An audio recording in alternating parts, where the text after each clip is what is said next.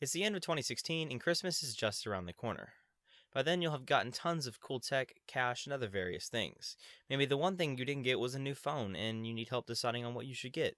Today, we'll be checking out the newly released LeS3, a low-cost but moderately spec smartphone at just $250 US. With this being my first smartphone review, I'll try to make sure to cover everything important, but I might miss something. If so, let me know in the comment section down below. Starting out with the phone and its accessories, LeEco includes a quick charge 3.0 power brick, reversible USB Type-C cable, earphones, a TPU case, headphone jack adapter, and a pre-applied screen protector, which I took off for this video. Quick charge on a phone of this price really surprised me. It charges the non-removable 3000 mAh battery very fast, getting it to 100% in under an hour. The included Type-C earphones sound great and boast LeEco's special CDLA technology, which stands for Continual Digital Lossless Audio. This claims to offer a much better listening experience provided that you're listening to HD tracks. In my case, it seemed to make the low end more pronounced, but really didn't do anything to wow me. The earphones themselves are very reminiscent to Apple's EarPods, but feature some purely for aesthetic LEDs on the back. On top of CDLA, you're also getting Dolby Atmos, which delivers a very realistic surround experience. This phone has definitely delivered in the audio department. The included CPU case is okay. It doesn't fit the phone at the bottom very well, but does a decent job of protecting the phone from drops. Regardless, the inclusion of this case at all is very convenient. LeEco offers a different case you can buy separately, so if you don't like this one, you can do that. Moving on to the phone itself, let's dive into the specs. Under the hood is a Snapdragon 652 processor at 1.8 GHz, which boasts 8 total cores, 4 low power and 4 high power cores. Single core performance isn't far off from flagships like the Galaxy S7, but where the 652 shows its weakness is in the multi-core performance. For the most part, the phone was smooth like butter with occasional lag spikes here and there. Having that 3 gigs of RAM definitely helps the phone with multitasking. Alongside the 652 is an Adreno 510 GPU which can easily handle games and video streaming. The LeS3 comes with 32 gigs of internal storage, which should be plenty enough for the average user. Although the phone does support dual SIM, it unfortunately does not support microSD expansion at all. So if you're a data junkie that needs more than that 32 gigs, then upgrading to the more premium LePro 3 at $400 will get you 64 gigs of storage and much better specs.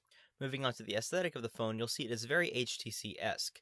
Flanking that 5.5-inch 1080p Gorilla Glass 3 protected screen are 2 large bezels. The bottom bezel holds non-switchable capacitive navigation buttons, and then the top bezel holds the handset, 8-megapixel camera, notification LED, and an ambient light sensor. Looking at the top of the phone, you'll find an extremely useful IR transmitter that really adds some polish to this phone. I don't understand why manufacturers keep taking that out. The bottom features a single speaker that sounds just fine and can reach high volumes without distorting. Moving on to the back, you'll find a 6-megapixel camera that can shoot 4K as well as a very fast fingerprint reader. The fingerprint sensor's placement on the back is a weird but welcome addition to me as I came from the iPhone 6. For the camera, I'll be comparing it against the iPhone 6, which might be a generation behind but can still output some very good photos. As for the LeS3, the camera is better than I expected. It's very comparable to the iPhone 6 but has double the megapixels. You won't really be able to see the difference in the megapixel count if it's on Facebook or Snapchat, but you will notice it when editing photos or modifying them, as it just has a lot more data to work with. One area that the iPhone does seem to outperform the LeS3 is in autofocusing. Not only is it faster, but it also seems to more accurately focus on an object. The shutter speed is also faster, so moving with the phone while taking pictures doesn't negatively affect the image as much as seen here. The LeS3 does support 4K recording at 30 FPS, but you'll probably want to stick with 1080p, as the 32 gigs of internal storage will probably not last very long.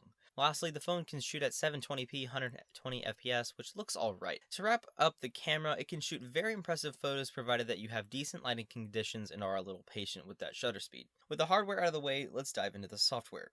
Going straight into the camera app is where you'll find some very nice controls, such as setting the exposure, ISO, and white balance manually. Coming from an iPhone, there is a lot more going on here, so I do like that. As for the rest of the software, LeEco incorporated some of their own stuff. Some of it's good, some of it's bad. We'll go over that now. So starting off, swiping to the right while on the home screen will bring you to a news area which pretty much compiles and organizes the latest YouTube videos. You can select categories to browse from, and while this is a neat feature, it's nothing game-changing. It's just a slimmed-down version of the YouTube app, so I don't really see the point of it being here. Moving on, LeEco also includes an app called Live where you can stream live television shows and movies. Some of these channels are free and some are a paid subscription based. A few of the channels here are HGTV, the Food Network, Machinima, and Vice. I actually think this is pretty convenient as your favorite TV show can be watched pretty much everywhere. One last thing I want to cover is the LeS Eco Pass, which is an optional subscription to LeS Eco's extra services. With the Eco Pass, you're getting unlimited cloud storage for photos and videos and a whopping 5 terabytes of storage for other files. You can upload, download, and delete data off the cloud via the Eco phone, an iOS app, or a desktop browser.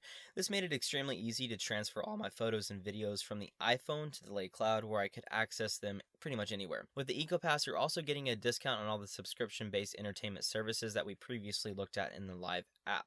So that's pretty nice. It's a little extra feature right there. Finally, you also get an extended 2-year warranty on the phone. To sum up this review, LeS Eco has created a sleek, premium phone with a price tag that just doesn't match. The phone feels great in the hand, is fast, and makes good use out of the mid-spec hardware within. I think the biggest selling point to me about this phone is probably that EcoPass. I'll drop a link down below for those of you who want to check this phone out. Thank you guys so much for watching, and have a great day.